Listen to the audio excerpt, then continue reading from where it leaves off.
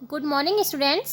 आज हम हिंदी रीडर का पार्ट 4 पढ़ेंगे, जिसका नाम है लियांग की सच्चाई। लियांग एक व्यक्ति का नाम है, ठीक है। देखो, प्राचीन समय की बात है। चीन में एक राजा था जो बूढ़ा होने लगा था। उसे ये चिंता सताने लगी कि उसके बाद प्रजा को कौन सुखी रखेगा। प्रजा मतलब होता है जो जनता होती है, जो उस राज्य के लोग होते हैं, उसको बोलते हैं प्रजा। उसने अपने बच्चों में से किसी को राजा नहीं बनाया, क्योंकि उनमें से कोई भी इस योग्य नहीं था। योग्य मतलब होता है बच्चों, कोई भी इस काबिल नहीं था कि राजा बन सके। वह कोई नया उपाय सोचने लगा जिससे कोई योग्य राजा मिल सके। एक दिन राजा ने अपने राज्य के सभी युवकों को बुलाया और कहा, मैं तुम सबको एक एक विशेष बीज दे रहा हूँ। तुम सब घर जाकर एक बर्तन में इस बीज को बो देना। राजा ने क्या बोला कि उसने बोला कि मैं तुम सबको एक एक बीज दे रहा हूँ और आपको घर जाके इसको बोना है। इसको पानी देते रहना। एक वर्ष मतलब 1 साल पूरा हो जाने पर मेरे पास आना। जिसका पौधा सबसे स्वस्थ और सुंदर होगा उसी को मैं राजा चुन लूँगा। देखो अब क्या हुआ। घर जाकर सभी ने बीज को बो दिया। लियांग ने भी बीज को एक गमले में मिट्टी डालकर बो दिया। पानी डालने के बाद प्रतिदिन वह ध्यान से देखता था कि बीज में से अंकुर निकला या नहीं। अंकुर मतलब होता है जब भी आप कोई नया पौधा लगाते हो बीज डालकर, तो सबसे पहले उसमें से अंकुर फूटता है, ठीक है। दूसरे युवक आपस में बातें करते थे कि उनके गमले में छोटा सा पौधा दिखाई देने लगा है, किंतु लियांग को अपने गमले में कुछ भी दिखाई नहीं देता था। 5-6 सप्ताह बीत गए। सप्ताह मतलब हफ्ते या वीक्स बीत गए, फिर भी अंकुर नहीं फूटा। लियांग के गमले में अंकुर नहीं फूटा था। सभी युवक अपने पौधे की बातें करते थे।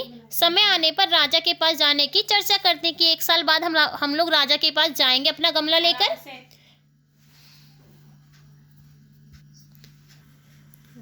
लियांग अपने गमले को खाली देखकर उदास रहने लगा।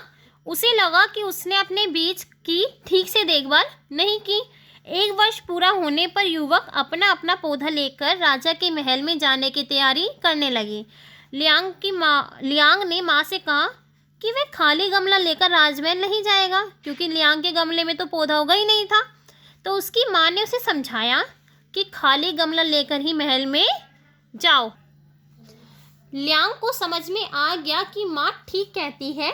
वह खाली गमला लेकर राजमहल की ओर चल दिया। कुछ देर बाद राजा महल में आए और सबके पौधे देखकर बोले, वाह क्या पौधे उगाए हैं। क्योंकि सभी के गमले में पौधे उग चुके थे, सिर्फ लियांग ही ऐसा था जिसके गमले में पौधा नहीं उगा था। तो देखो, आज तुम लोगों में से किसी एक बच्चे को इस राज्य का राजा चुना जाएगा। अचानक राजा ने लियांग को बच्चों की भीड़ में खाली गमला लिए हुए देखा। वह डरा और सहमा हुआ था। राजा ने उसे अपने पास बुलाया। उसे देखकर सभी युवक हंसने लगे थे लियांग को देखकर। तभी राजा ने सबको शांत रहने का आदेश दिया। यह घोषणा मतलब उन्होंने यह अनाउंसमेंट की कि लियांग ही इस राज्य का नया राजा बनेगा। सभी युवक सन मतलब एक तरह से दंग रह गए, चौंक गए। लियांग को अपने कानों पर विश्वास नहीं हुआ। लियांग को यकीन नहीं हुआ कि मुझे ही राजा क्यों चुना गया, जबकि मेरे तो गमले में पौधा भी नहीं उगा था। तो देखो, राजा ने कहा, 1 वर्ष पहले मैंने तुम सबको एक एक उबला हुआ बीज दिया था। उबले बीज से अंकुर नहीं निकलते। लियांग को छोड़कर तुम सबने उबले बीज को हटाकर दूसरे बीज को बोया और उगाकर ले आए। लियांग में ही वह साहस और सच्चाई थी कि मेरा दिया हुआ बीज बोकर खाली गमला लेकर चला आया, अतः वही इस राज्य का राजा बनने के योग्य है। देखो, आपको इस स्टोरी से क्या पता चलता है कि आपको हमेशा सच्चाई का साथ देना चाहिए। बाकी जो युवक थे उन्होंने क्या किया था, जो बीज राजा ने दिया था उसको हटाकर उसकी जगह दूसरा बीज बोया ताकि उनका पौधा सुंदर और स्वस्थ बन सके। लेकिन लियांग ने ऐसा नहीं किया। लियांग ने वही बीज बोया जो राजा ने दिया था, लेकिन वह बीज उबला हुआ था और उबला हुआ बीज में से कभी भी अंकुर नहीं निकलते हैं। तो आपको क्या पता चलता है, आपको हमेशा सच्चाई की राह पर चलना चाहिए। आई होप आपको ये चैप्टर समझ में आया हो। Thank you.